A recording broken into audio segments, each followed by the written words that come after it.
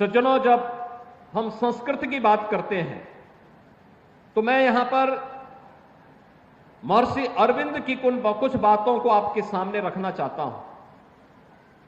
एक बार उनसे पूछा गया कि भारत का सबसे बड़ा खजाना क्या है। महर्षि अरविंद बचपन में ही उनके पिता ने उन्हें पढ़ाई करने के लिए इंग्लैंड भेज दिया था, विदेशों में पढ़े थे।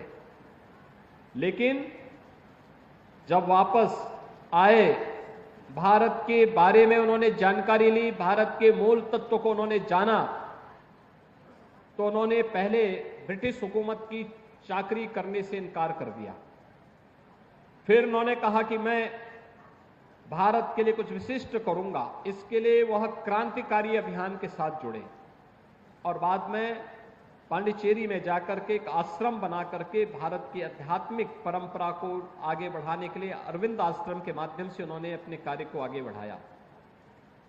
महर्षि अरविंद से जब पूछा गया कि आखिर क्या है भारत का सबसे बड़ा खजाना, तो उन्होंने कहा कि अगर कोई मुझसे पूछे कि क्या है भारत का सबसे बड़ा खजाना, उसकी सबसे बड़ी विरासत क्या है, तो मैं बिना किसी संकोच के जवाब दूंगा कि संस्कृत भाषा और उसका साहित्य हमारा सबसे बड़ा खजाना है।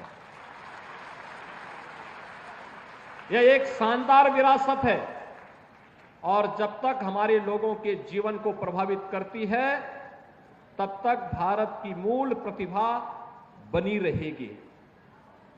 यह यानी एक वह ऋषि जिन्होंने भारत की स्वतंत्रता का उद्घोष पहले ही कर दिया था, 1947 के पहले ही जिन्होंने कह दिया था कि जिस दिन मेरा जन्मदिन होगा, आगामी कुछ वर्षों में उस तिथि को यह भारत आजाद भी होने वाला है।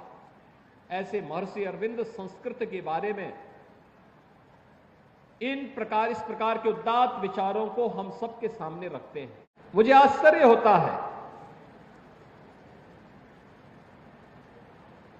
गरीब छात्रों के लिए छात्रवृत्ति होनी चाहिए, मिलनी चाहिए, वंचित छात्रों को ये छात्रवृत्ति मिलनी चाहिए, ये अभिनंदनीय प्रयास हुआ। लेकिन संस्कृत को क्यों उससे उपेक्षित किया गया, ये मैं नहीं समझ पाया। अभी तक संस्कृत के केवल 300 बच्चों के लिए स्कॉलरशिप की व्यवस्था थी और उसके लिए भी छात्रों को पता नहीं था, कोई आवेदन नहीं कर पाता था। कुल 300, 25 करोड़ की आबादी है।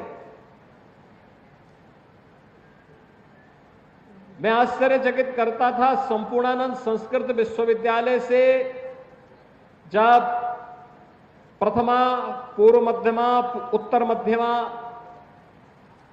की भी मान्यता प्राप्त होती थी, तब नेपाल और देश के अलग अलग जगहों के छात्र काशी में भी, गोरखपुर में भी अध्ययन करने के लिए आते थे। सन 2001 में उत्तर प्रदेश संस्कृत परिषद बनी और परिषद को मान्यता नहीं मिली, लेकिन छात्रों का प्रवेश होता रहा। कभी प्रयास नहीं हो पाया कि इस संस्कृत परिषद को हम मान्यता दिला पाए। मैंने जब एक बार छात्रों की संख्या के बारे में पूछा कि वे संस्कृत से छात्र क्यों भाग रहे हैं, पता लगा कि मान्यता न होने के कारण बाहर के बच्चे अब आने से कतराते हैं। हम लोगों ने मान्यता बहाल करवाई। आज उत्तर प्रदेश संस्कृत परिषद में भी संपूर्णानंद संस्कृत विश्वविद्यालय की मान्यता पहले से थी और यह देश का प्राचीन संस्कृत विश्वविद्यालय है। अपनी एक लंबी यात्रा इस संस्कृत संस्थान ने आगे लेकर के चला है, बढ़ा है, गौरवशाली परंपरा के साथ आगे बढ़ा है। लेकिन संस्कृत परिषद को मान्यता तब मिल पाई जब हम लोगों की सरकार 2017 में आई और आज उत्तर प्रदेश संस्कृत परिषद को भी मान्यता है।